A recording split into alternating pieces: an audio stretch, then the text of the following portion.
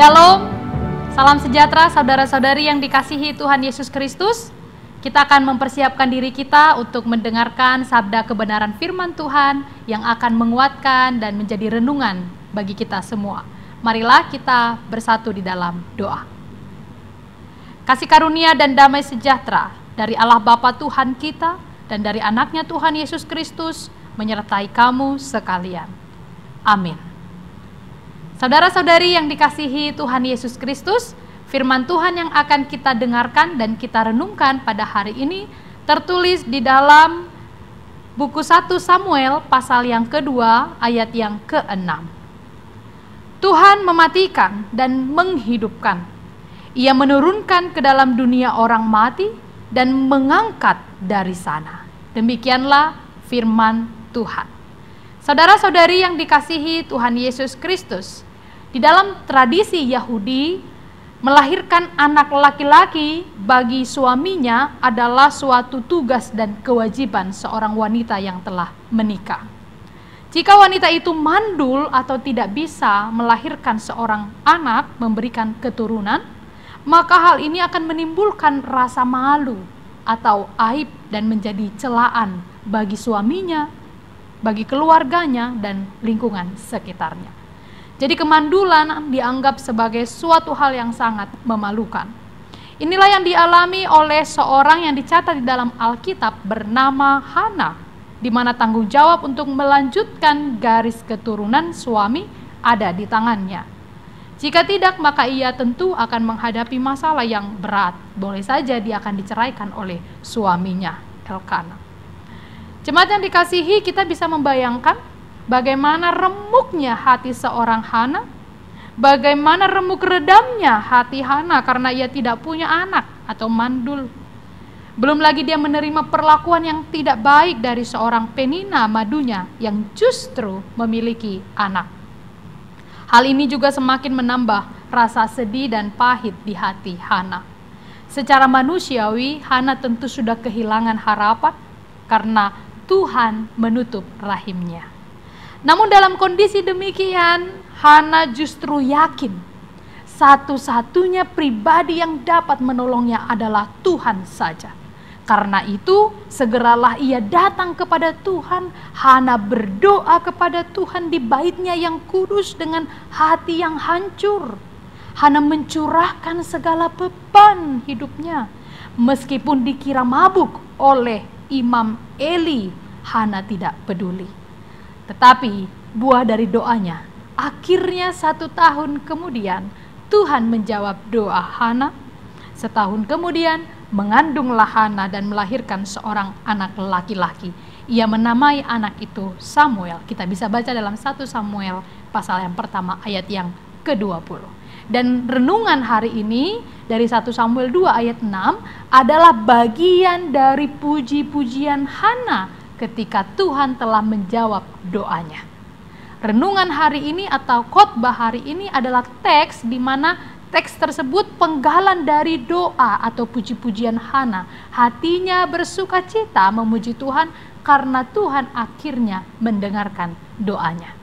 Melalui puji-pujian doa Hana ini, apa yang dapat kita lihat? Apa yang dapat kita renungkan? Puji-pujian Hana, saudara-saudari, adalah puji-pujian umat Tuhan yang mengenal Tuhannya dengan sangat karib.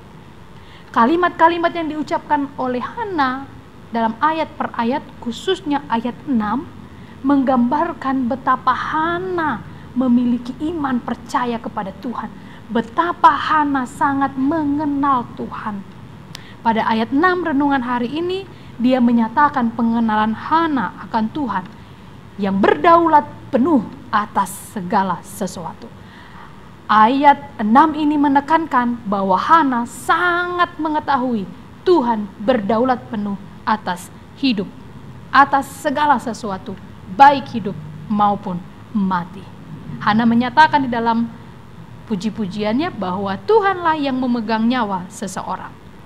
Saudara-saudari yang dikasihi Tuhan Yesus Kristus, melalui renungan hari ini, jika dikatakan Tuhan mematikan dan menghidupkan, Ia menurunkan ke dalam dunia orang mati dan mengangkat dari sana.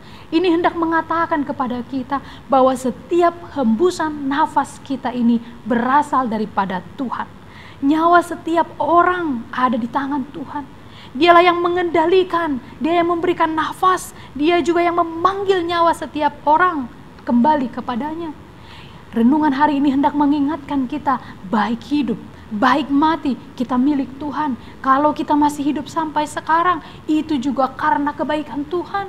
Tapi suatu ketika nanti, Dia memiliki hak untuk juga mengambil kita, untuk menghentikan nyawa kita, untuk menghentikan langkah atau perjalanan hidup kita.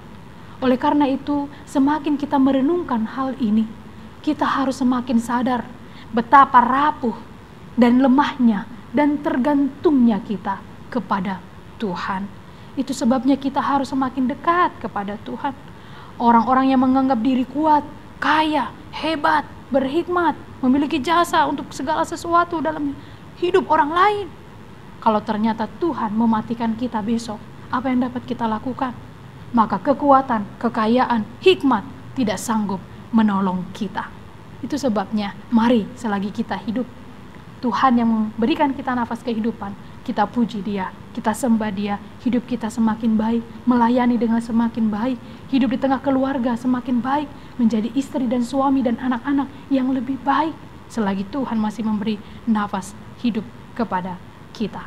Jemaat yang dikasihi Tuhan Yesus Kristus, marilah semakin mengenal Tuhan, mengenal Allah Sang Pemberi kehidupan kepada kita.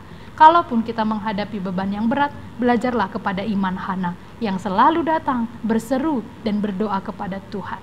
Kiranya firman hari ini memberkati kita semuanya. Amin. Marilah kita berdoa. Bapa yang bertata dalam kerajaan surga, Allah pemberi kehidupan, pemberi nafas kehidupan bagi kami. Kami puji Engkau Tuhan, karena kebaikan-Mu dan berkat-Mu yang melimpah dalam hidup kami.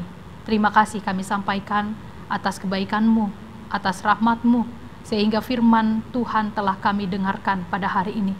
Biarlah hati kami dan iman kami sungguh-sungguh diteguhkan, dan kami melakukan kebenaran firman-Mu yang kami dengar hari ini.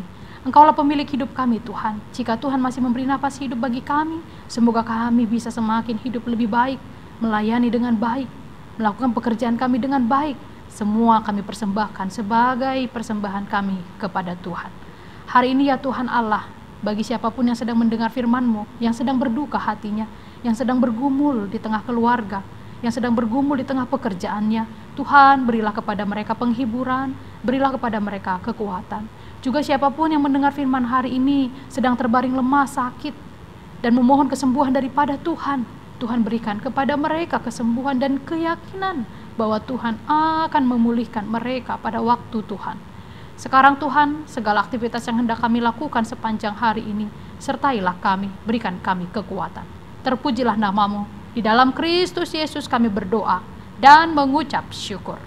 Anugerah dari Tuhan kita Yesus Kristus, kasih setia dari Allah Bapa, dan persekutuan dengan Roh Kudus menyertai kamu sekalian.